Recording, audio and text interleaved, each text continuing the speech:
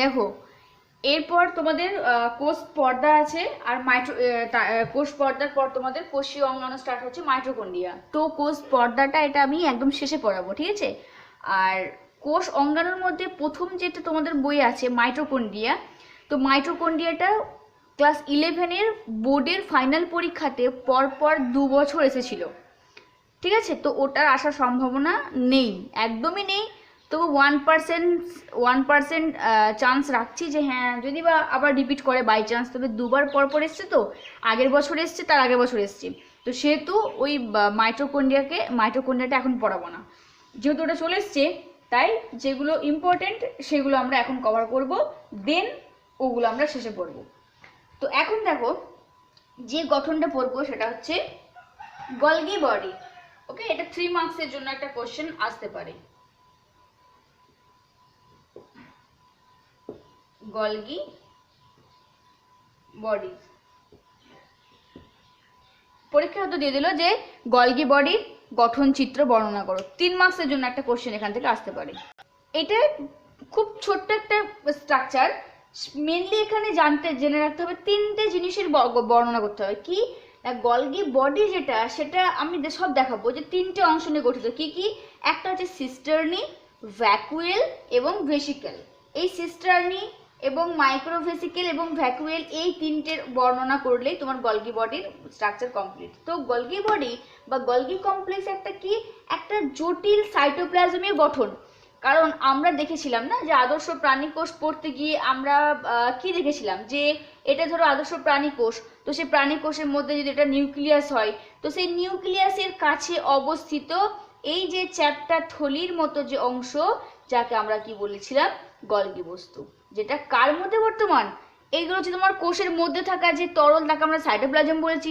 তাহলে সাইটোপ্লাজমের মধ্যে থাকা নিউক্লিয়াসের কাছে অবস্থিত চ্যাপ্টা থলির মতো যে অংশ পর্দা বেষ্টিত, তখন তাকে বলা হচ্ছে, যে ক্ষুদ্র গহ্বর দেখা যায় তখন তাকে বলা হচ্ছে গলগি বডি। এছাড়াও কিছু ক্ষুদ্র ক্ষুদ্র এরকম ছোট ছোট ভ্যাকুয়েলও গলগি বডির মধ্যে দেখা যায়।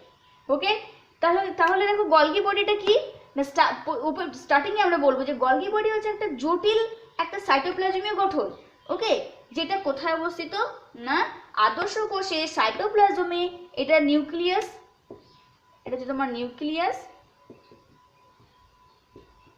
ওকে, তো সেই নিউক্লিয়াসের কাছে কাছে সাইটোপ্লাজমের মধ্যে কি না, চ্যাপ্টা, এই যে চ্যাপ্টা থলির মতো পরপর অবস্থিত, সমান্তরালভাবে পরপর অবস্থিত ক্ষুদ্র গহ্বরের মতো, এগুলো যে ভ্যাকুয়েল বা গহ্বর, যে অংশ অঙ্গাণু পর সমান্তরালভাবে অবস্থান করে, তখন তাকে বলা হচ্ছে যে গলগি বডি বা গলগি বস্তু। ওকে, উদ্ভিদ কোষের ক্ষেত্রে গলগি বডি তো প্রাণী কোষেও দেখা যায়, উদ্ভিদ কোষেও দেখা যায়, তাই না।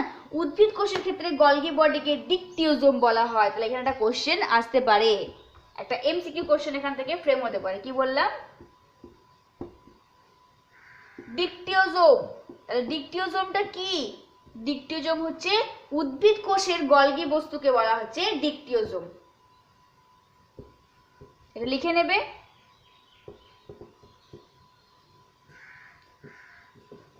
উদ্ভিদ কোষের, প্রাণী কোষের ক্ষেত্রে কিছু বলা হয় না, উদ্ভিদ কোষের গলগি বডিজকে বলা হচ্ছে ডিকটিওজোম। ওকে, তাহলে 1 নম্বর একটা এমসিকিউ কোশ্চেনটা মনে রাখবে, আসতে পারে মিশনের পরীক্ষায়। এরপর আমরা আগের দিন বলেছি যে এই গলগি বডি প্রথম পর্যবেক্ষণ করেছিলেন কে, বিজ্ঞানী জর্জ, তাই না। আর আর আর আর লিখছি না। আর নামকরণ কি করেছিলেন গলগি বডি না, বিজ্ঞানী ক্যামিলিও গলগি, ঠিক আছে। পরবর্তীকালে ইলেকট্রন আণুবীক্ষণিক যন্ত্রের সম্পর্কে ধারণা দিয়েছিলেন বিজ্ঞানী ডাল্টন এবং ফ্লিক্স, ঠিক আছে। তাহলে গলগির উৎপত্তি যদি দেখা হয়, তাহলে উৎপত্তির ক্ষেত্রে এখানে আমরা কি বলবে, যদি পরীক্ষাতে আসে যে গলগি বডি স্ট্রাকচার বর্ণনা করো, তাহলে যেটা বললাম ফার্স্টে সংজ্ঞা, দেন উৎপত্তি, অর্থাৎ গলগি বডির নামকরণ হয়েছিল, নামকরণ করেছিলেন বিজ্ঞানী ক্যামিলিও গলগি, এটুকু দিলেই হবে। বিজ্ঞানী এনসার এবং নেভিকপ, তিনি তার মত অনুসারে গলগি বস্তু এন্ডোপ্লাজমিক রেটিকুলাম থেকে তৈরি হয়। বিজ্ঞানী কে বলেছিলেন না, বিজ্ঞানী এসনার ও নোভিকভ, এসনার এবং নোভিকভ বিজ্ঞানী বলেছিলেন যে গলগি বডি এন্ডোপ্লাজমিক রেটিকুলাম থেকেই তৈরি। ওকে। আবার বিজ্ঞানী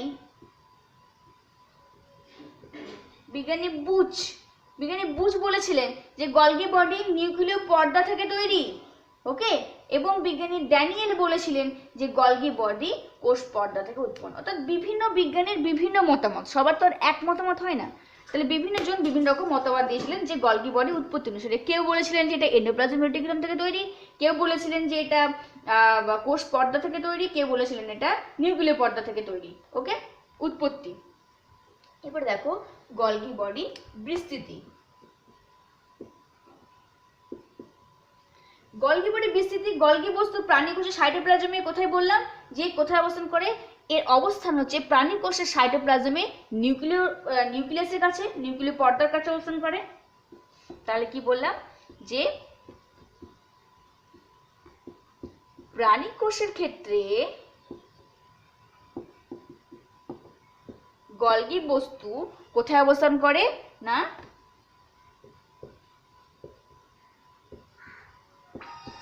সাইটোপ্লাজমের নিউক্লিয় পর্দা সংলগ্ন, তাই না?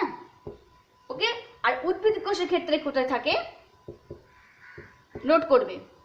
উদ্ভিদ কোষের ক্ষেত্রে সাইটোপ্লাজমে ছড়িয়ে থাকে। সাইটোপ্লাজমে কি হয় না বিক্ষিপ্তভাবে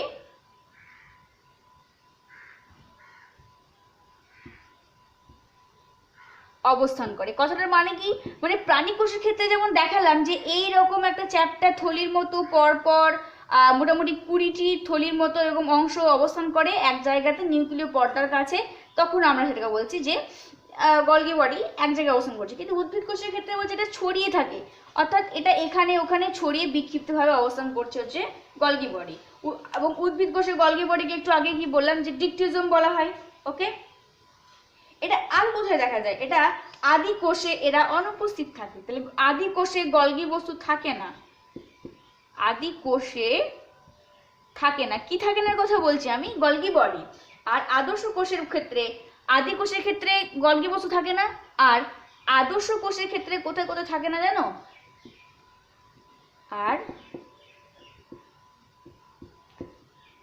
আদর্শ কোষের ক্ষেত্রে সিভনল, এটা তোমরা xylem phloem, xylem parenchyma phloem কলার যে ভাগ, সে একটা ভাগ হচ্ছে সিভনল। সেই সিভনল, আচ্ছা, মস ও ফার্নের যে শুক্রাণু এবং স্তন্যপায়ী, এটা একটা ব্যতিক্রমী কোশ্চেন আসতে পারে, আরবিসিতে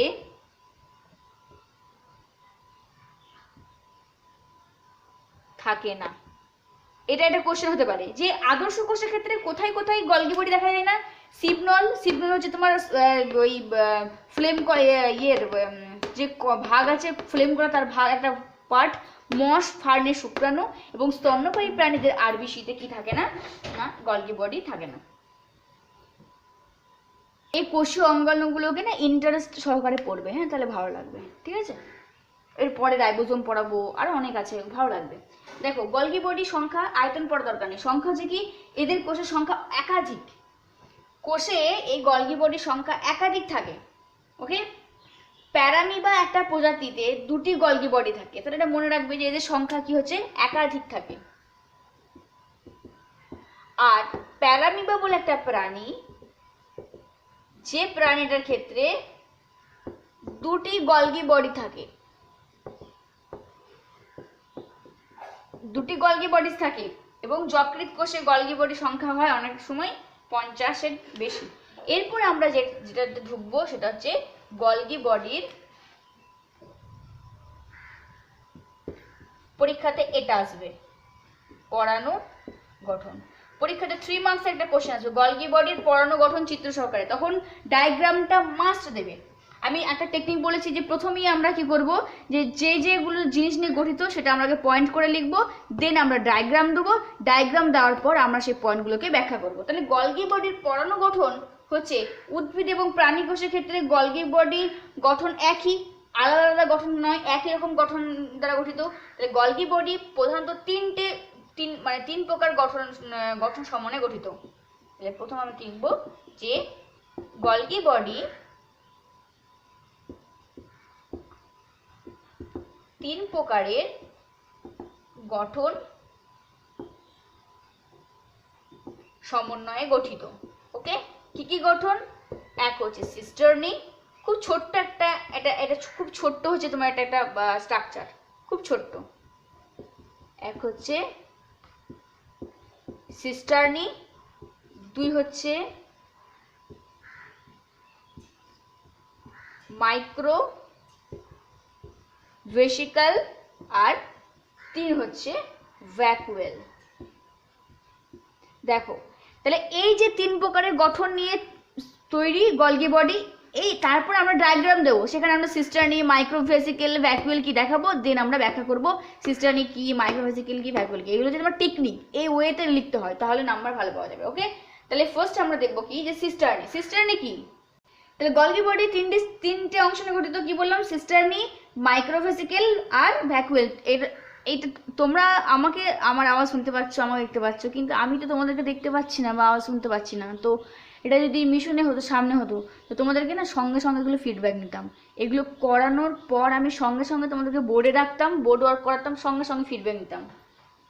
দেখো, যাই হোক, তাহলে যদি এর গঠনটা আমরা দেখি, খুব ইজি একটা গঠন।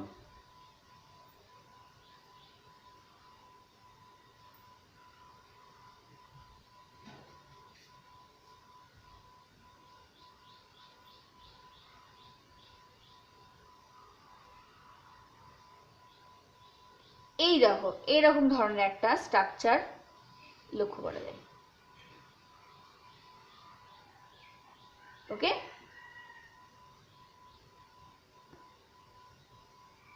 এটা আমরা কিসের স্ট্রাকচার রাখছি? Golgi bodies. এখানে কিছু কি থাকে না, ভ্যাকুয়েলস লক্ষ্য করা যায়। মাইক্রো, দেখো এবারে সিস্টার্নি কোনগুলো? এই যে চারটা থলির মতো যে লম্বা লম্বা অংশ দেখতে পাচ্ছ, এইটা হচ্ছে সিস্টার্নি। সব বলবো এখানে কি থাকে, ঠিক আছে? আর ছোট্ট ছোট এরকম ছোট ছোট কিছু গহ্বর দেখা যায়, এরকম ছোট ছোট, এই ছোট ছোট যে থলির মতো অংশ ছোট ছোট, যাকে বলা হচ্ছে কি মাইক্রোভেসিকেল। এগুলো হচ্ছে মাইক্রোভেসিকেল। আর সাইজে একটু বড় যে গোলাকার অংশ, যাকে বলা হচ্ছে ভ্যাকুয়েল। বোঝা গেছে? দেখো তাহলে সিস্টার্নি কোনগুলো? ভ্যাকুয়েল হচ্ছে এই যে বড় বড় যে অংশ ওপেনিং, সেগুলো হচ্ছে ভ্যাকুয়েল। চ্যাপ্টার থলির মতো এগুলো সিস্টার্নি। আর এই ছোট ছোট ছোট ছোট হচ্ছে তোমার গুলো হচ্ছে কি, এইগুলো হচ্ছে মাইক্রোভেসিকেল। ঠিক আছে, এবার দেখো সিস্টার্নি কি। এইটাই হচ্ছে গলগি বডি স্ট্রাকচার, খুব ইজি একটা স্ট্রাকচার। গলগি বডির পর্ণ গঠন হলে এই ছবিটা দেবে। এগুলো এই যে ভেসিকেলগুলো, ভ্যাকুয়েলগুলো, ভেসিকেলগুলো, এগুলো তোমরা কি করতে পারো, পেন্সিলে করে বা ব্ল্যাক কালি ইউজ করে এগুলোকে পয়েন্টিং করে দেখিয়ে দিতে পারো, যে অন্য কালার দিয়ে। দেখো তাহলে সিস্টার্নি কি? সিস্টার্নি হচ্ছে যে এই যে দেখালাম না, যে এই যে চ্যাপ্টা থলির মতো যে অংশগুলো দেখতে পাচ্ছ, এগুলোকেই তো বললাম সিস্টার্নি, তাই না?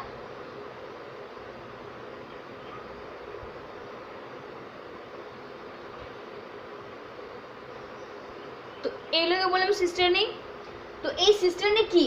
এটা হচ্ছে একক পর্দা বেষ্টিত। এইগুলোর মধ্যে কি আছে?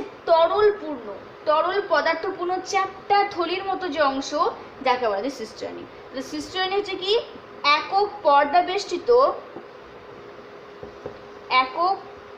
বেষ্টিত তরল পদার্থপূর্ণ। এখানে কি পূর্ণ আছে? এর ভিতরে তরল পদার্থ পূর্ণ চ্যাপ্টা থলির মতো অংশ, একদম ইজি, জলের মতো পুরো। এটা লিখে নেবে মার্কারে কালিদের জন্য অস্পষ্ট উঠলো লেখাটা। চ্যাপ্টার থুলির মতো অংশ দেখা বলে সিস্টার্নি। এবারে এই সিস্টার্নি সংখ্যায় কটা থাকে না, সিস্টার্নিগুলো সংখ্যায় থাকে কতগুলো না, কোথাও কোথাও থাকে 3টে থেকে ম্যাক্সিমাম 20টি। তাহলে 3 থেকে এরকম 20টি পরপর সমান্তরালভাবে অবস্থান করে থাকে সিস্টার্নি। ঠিক আছে, এই সিস্টার্নিগুলো অনেক সময় কি হয়, আমি যে কথাগুলো বলছি এগুলো সব ব্যাখ্যা করবে, এই কথাগুলো সবই লিখবে এই সিস্টার্নি আন্ডারে। এই সিস্টার্নি সমান্তরালভাবে অবস্থান করে 3 থেকে 20টি, সমান্তরালভাবে পরপর অবস্থান করার সময় কিছুটা বাঁকানো অবস্থায়, এইভাবে বাঁকানো অবস্থায় অবস্থান করে থাকে। যার ফলে কি হয়, এর একটা দিক উত্তল আর একটা দিক অবতল। উত্তল আর অবতল কি কোনটা বলে, এই একটা চামচ, তোমরা ফিজিক্সে পড়েছো, এই চামচের এই দিকটা হচ্ছে কি তল, উত্তল, আর এই দিকটা অবতল, তাই তো? অর্থাৎ চামচের যে ফোলা অংশ সেটা হচ্ছে উত্তল, আর ভিতরে ঢুকে যাওয়া পোর্শনটা হচ্ছে অবতল। ঠিক সেরকম এই সিস্টার্নিগুলো যখন অবস্থান করে বাঁকানোভাবে, তখন যেন মনে হয় যে একটা দিক উত্তল এবং আর একটা দিক অবতল। ওকে, তো বলছে যে দিকটা উত্তল সেই দিকটা কার কাছে অবস্থান করে, এই নিউক্লিয় পর্দার কাছে। তাহলে দুটি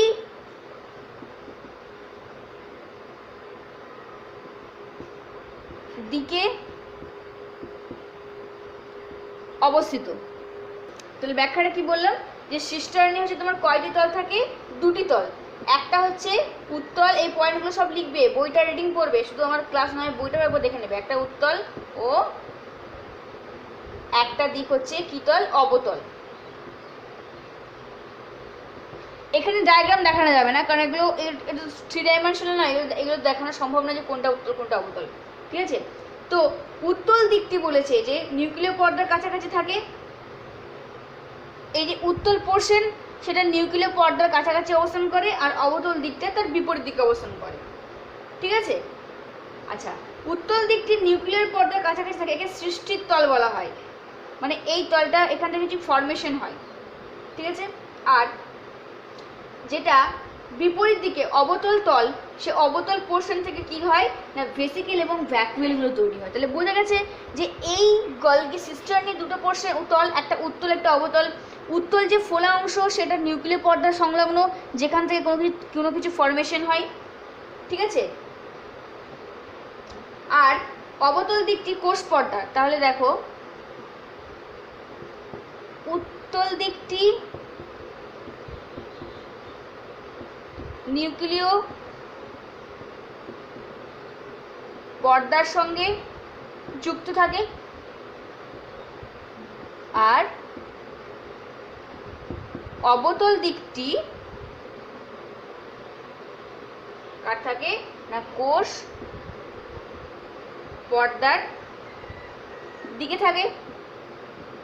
ঠিক আছে, এছাড়া কি হয়ে থাকে যে এই উত্তল মানে অবতল দিক, এই অবতল পোর্শন থেকে কি তৈরি হয় না, বিভিন্ন ভ্যাকুয়েলস। এই যে ভ্যাকুয়েলসগুলো, এই ম্যাক্রো এবং মাইক্রো ভ্যাকুয়েলগুলো তৈরি হয় কোথা থেকে, সিস্টার্নি। তাহলে বোঝা যায় সিস্টার্নির দুটো তল, উত্তল অবতল। সেই সিস্টার্নির যে অবতল পোর্শন, সে অবতল দিক থেকে, যেটা কোষ পর্দার দিকের কাছাকাছি অবস্থিত, সে অবতল দিক থেকে কি তৈরি হচ্ছে, বিভিন্ন ভ্যাকুয়েলস এবং মাইক্রো ভেসিকেল যেগুলো, সেগুলো তৈরি হয় এই সিস্টার্নির অবতল পোর্শন থেকে। দেখো 2 নম্বর ব্যাখ্যা হচ্ছে মাইক্রোভেসিকেল।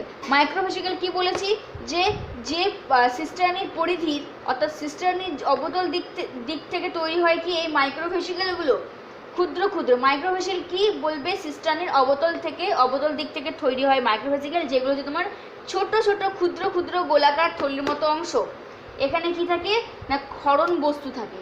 এই যে গোলাকার ক্ষুদ্র ক্ষুদ্র অংশ, এখানে থাকে ক্ষরণ বস্তু। ক্ষরণ বস্তু কি, এখানে ক্ষরণ বস্তু হতে পারে হরমোন, হতে পারে বিভিন্ন উৎসেচক ইত্যাদি। ওকে, জাস্ট এটুকু। আর 3 নম্বর যে ব্যাখ্যা বলেছি, ভ্যাকুয়েল। কোনগুলো, এই যে আকৃতিতে যেগুলো বড় বড় সাইজের, সেইগুলোকে বলছি ভ্যাকুয়েল। ওকে, সিস্টার্নের একদম ধারে প্রান্তের দিকে যে অবতল থেকে তৈরি গহ্বর, বড় আকৃতির গহ্বর, যাকে বলা যায় গলগিয়ান ভ্যাকুয়েল বা ভ্যাকুয়েল। তাহলে ভ্যাকুয়েল কি যদি 1 নম্বর কোশ্চেন আসে, তাহলে সিস্টার্নির অবতল পোর্শন থেকে তল থেকে তৈরি হওয়া যে গোলাকার গহ্বর যাকে বলা হচ্ছে ভ্যাকুয়েল। ঠিক আছে, এই ভ্যাকুয়েলগুলোতে কি হয় অনেক সময় কিছু জালিকাকারে অবস্থান করে। ঠিক আছে, তাহলে এই 3টে গঠন দিলেই বর্ণনা করবে, ছবি দেবে, কাজ শেষ। ওকে, একদম ছোট্ট একটা স্ট্রাকচার গলগি বডির। দেখো কি ছোট একটা গঠন, তাই না? জাস্ট 3টে অংশ নিয়ে গঠিত, সিস্টার্নি, ভেসিকেল, ভ্যাকুয়েল, 3 মার্কসের জন্য যথেষ্ট। এবারে দেখো এরকম যদি সব কোষীয় অঙ্গাণুগুলোর গঠন ছোট ছোট হতো কি ভালো হতো না? একবার রিডিং পড়লেই হয়ে যেত, অত বেশি পড়তে হতো না। যে সিলেবাস তৈরি করেছে তার কি আর মারা দরকার, যা বড় বড় গঠন। আচ্ছা দেখো এরপরে একটা জিনিস টার্মটা মনে রাখবে, zone of exclusion. Zone of exclusion কি না, গলগি বডি যেখানে অবস্থান করে সেই গলগি বডির কাছাকাছি সাইটোপ্লাজমের কোনো কোষীয় অঙ্গাণু থাকে না।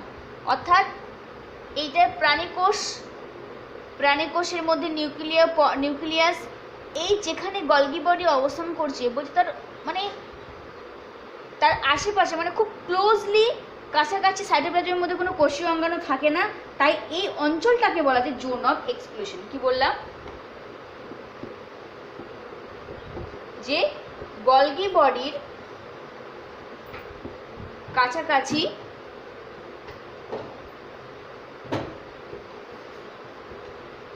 সাইটোপ্লাজমে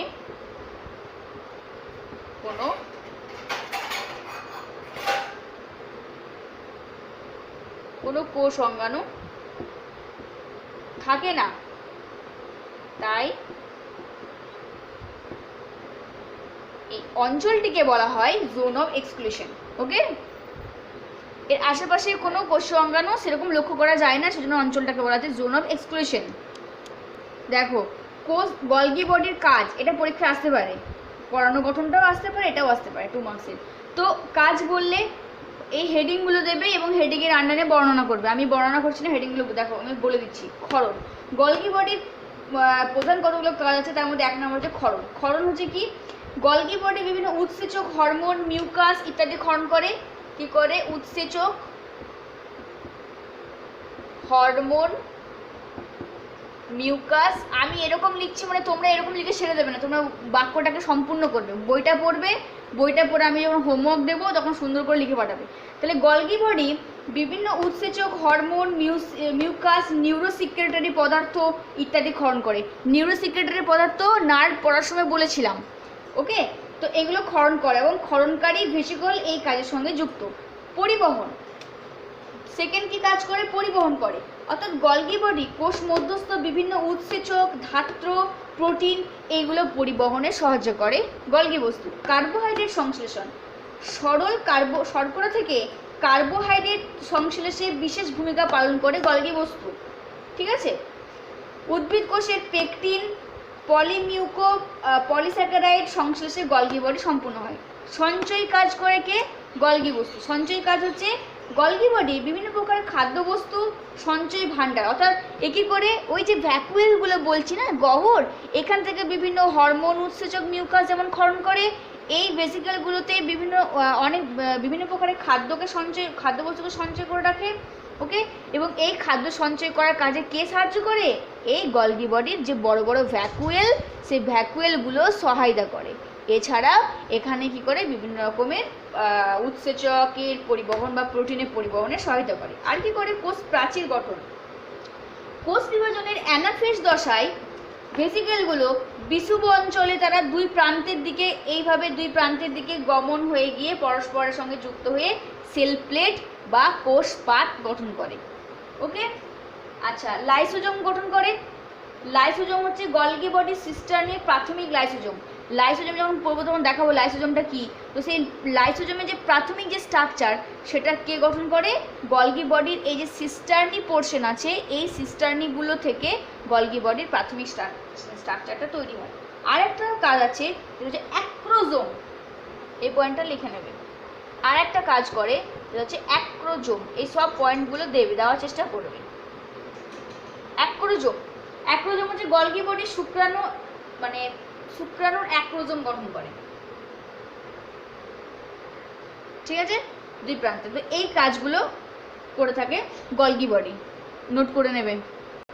যে অ্যাক্রোজোমের কথা বললাম, অ্যাক্রোজোম হচ্ছে যে অ্যানিমেলসের যে শুক্রাণু, সেই শুক্রাণু এবং কিছু এনজাইম থাকে, যে এনজাইম হচ্ছে কি না ডিমটা মানে এগ, যে সেই এগটা ফর্মেশন করতে সাহায্য করে, ঠিক আছে, সেটা হচ্ছে অ্যাক্রোজোম।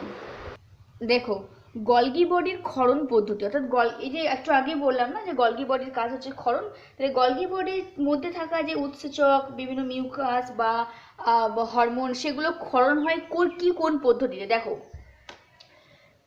প্রথম যে স্টেপগুলো সেগুলো আমি একটু পরে লিখিয়ে দিচ্ছি। এখন হচ্ছে রাইবোজোমাল পর্যায়ে, সিস্টার্নি পর্যায়ে, অন্তঃকোষীয় পরিবহন, খরিত পদার্থের ঘনীভবন, অন্তঃকোষীয় সঞ্চয় এবং এক্সোসাইটোসিস। তো রাইবোজোমাল পর্যায়ে এখানে কি হয়ে থাকে, গলগি বডির থেকে কোনো বস্তু যখন ক্ষরণ হয়, ফার্স্ট কি হয়ে থাকে না অমসৃণ, এই যে এন্ডোপ্লাজমিক রেটিকুলাম টু টাইপসে বলেছিলাম, একটা মসৃণ একটা অমসৃণ। অমসৃণ কেন, কারণ তার গায়ে রাইবোজোম যুক্ত থাকার জন্য সেটাকে আমরা বলছি অমসৃণ এন্ডোপ্লাজমিক রেটিকুলাম। তো অমসৃণ এন্ডোপ্লাজমিক রেটিকুলামের গায়ে উপস্থিত এই যে রাইবোজোম, এই রাইবোজোমকে কি বলেছিলাম, প্রোটিন ফ্যাক্টরি। তো সেই রাইবোজোমের মধ্যে থাকা যে প্রোটিন, সেই প্রোটিনের প্রথম সংশ্লেষ ঘটে গলগি বডি ক্ষরণের সময়।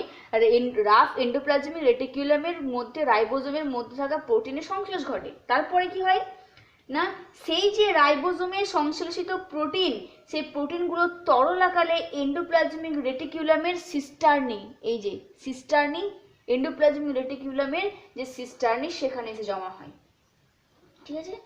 সিস্টার্নি থেকে সেই ক্ষরিত পদার্থগুলো, অর্থাৎ মিউকাস বলো, গলগি বডি মিউকাস, হরমোন, হ্যাঁ, সেগুলো হচ্ছে কি না সেই এই সিস্টার্নি, এন্ডোপ্লাজমিক রেটিকুলামের যে সিস্টার্নি, সেখান থেকে সেগুলো ভেসিকেলে পরিবাহিত হয়।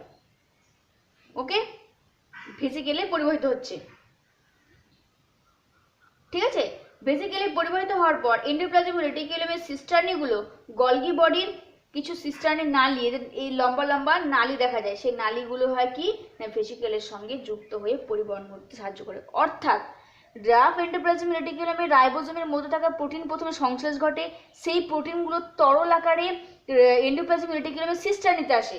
সিস্টার্নিতে আসার পর সেখানে কি হয় না, সিস্টার্নি থেকে আসার পর বা সেখান থেকে কি হচ্ছে না গলগি বডির সিস্টার্নি থেকে এই যে ভ্যাকুয়েল ভেসিকেল, সেই সিস্টার্নি থেকে সেই ক্ষরিত পদার্থগুলো নালীর বিভিন্ন নালীর মধ্য দিয়ে কি হচ্ছে এই ভেসিকেলের মধ্যে পরিবাহিত হয় ক্ষরণকারী বস্তু। প্রথমে রাইবোজোমের প্রোটিনগুলো এন্ডোপ্লাজমিক রেটিকুলামে পৌঁছায়, এন্ডোপ্লাজমিক রেটিকুলাম থেকে সিস্টার্নি পৌঁছায়, সিস্টার্নি থেকে নালীর মধ্য দিয়ে ভেসিকেলের মধ্যে পৌঁছায়। আর এই সিস্টার্নিগুলো ভেসিকেলের সঙ্গে যুক্ত থাকে নালীর মাধ্যমে, এবং সেই নালীর মধ্য দিয়ে ক্ষরণকারী বস্তুগুলো সিস্টার্নি থেকে ভেসিকেলে এসে যুক্ত হয় রাইবোজোমাল যে প্রোটিন সংশ্লেষের মধ্য দিয়ে। ওকে, এরপর কি হয়, জল বিয়োজন ঘটিয়ে এখানে কি হয়, এই ক্ষরিত বস্তুগুলো জলটাকে বিয়োজন ঘটিয়ে তারা খুব গাঢ় শক্ত হয়, এবং ভেসিকলগুলো ক্ষরিত পদার্থ জাইমোজেন দানায় রূপান্তরিত হয়। যখনই জল বেরিয়ে যায় এই ভেসিকেলের মধ্যে থাকা ক্ষরিত বস্তুগুলোর মধ্যে, অর্থাৎ মিউকাস, হরমোন বলো, উৎসেচক বলো, তো সেখানে জল বেরোনোর ফলে বিয়োজনের ফলে খুব হার্ড হয়ে যায়, শক্ত হয়ে যায় এই ক্ষরিত বস্তুগুলো ভেসিকেলের মধ্যে, এবং সেগুলো না ক্ষরিত এই ভেসিকলগুলো তখন কি হয়, এই যে ভেসিকেলগুলোর মধ্যে থাকা ক্ষরিত বস্তুগুলো জাইমোজেন দানায় পরিণত হয়। ওকে, তারপর কি হয়, ঘনীভূত খুব জমে যাওয়া যে ক্ষরিত বস্তু সহ ভেসিকলগুলো কি হয় দানা দানা আকারে এইভাবে ভেসিকেলের মধ্যে সঞ্চিত হয়ে থাকে, ঠিক আছে। এবং সঞ্চিত ক্ষরিত পদার্থগুলো এক্সোসাইটোসিস পদ্ধতিতে কোষের বাইরে বেরিয়েছে। এক্সোসাইটোসিস মানে এইটা ধরো প্লাজমা পর্দা আর এটা ধরো ভেসিকেল, তো এই প্লাজমা পর্দাটাকে ভেদ করে এই ভেসিকেলগুলো বাইরের দিকে বেরিয়ে আসে। এই যে প্লাজমা পর্দা ভেদ হয়ে বাইরে বেরিয়ে এলো, এই পদ্ধতিটাকে ওরা আছে এক্সোসাইটোসিস।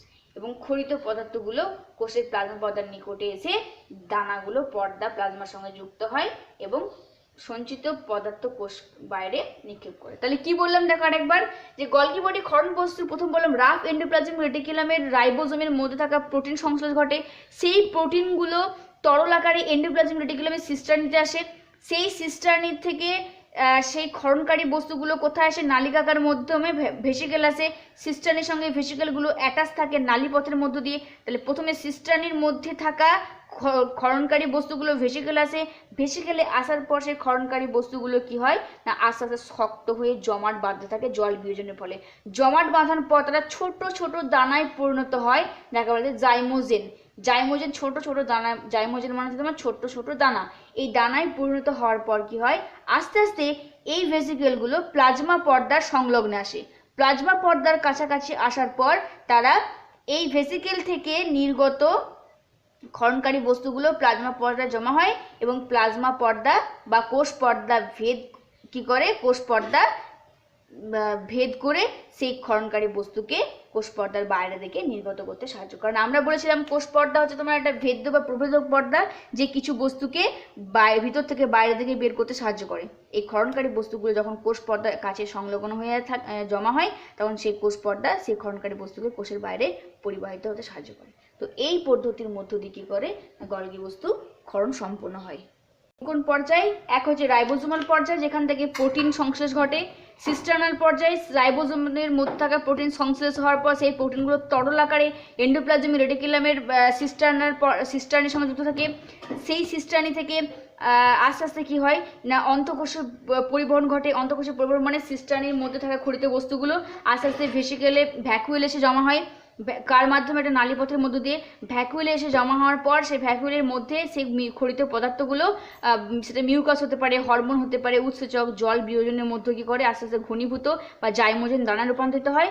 ঘনীভূত হওয়ার পর সেগুলো ছোট ছোট দানা রূপে ভ্যাকুয়েলের মধ্যে জমা সঞ্চয় হয়ে থাকে এবং প্লাজমা পর্দার সংলগ্ন আসার পর এক্সোসাইটোসিস অর্থাৎ প্লাজমা পর্দা ভেদ করে বাইরে থেকে বেরিয়ে যাওয়াকে বলা হচ্ছে এক্সোসাইটোসিস। কোষ থেকে কোষের মধ্যে থেকে কোনো খরিত বস্তু যখন কোষের বাইরে বের হয় প্লাজমা পর্দা ভেদ করে তখন তাকে এক্সোসাইটোসিস। সেই এক্সোসাইটোসিস পদ্ধতির মধ্য দিয়ে বাইরে বের হয়ে যায়। এই যে এই স্টেপগুলোর মধ্য দিয়ে কি হয় গলগি বডি ক্ষরণ সম্পন্ন করে। গলগি বডি সংক্রান্ত যা কিছু পড়ালাম এগুলো পুরোপুরি ভালোভাবে পড়ে রাখবে।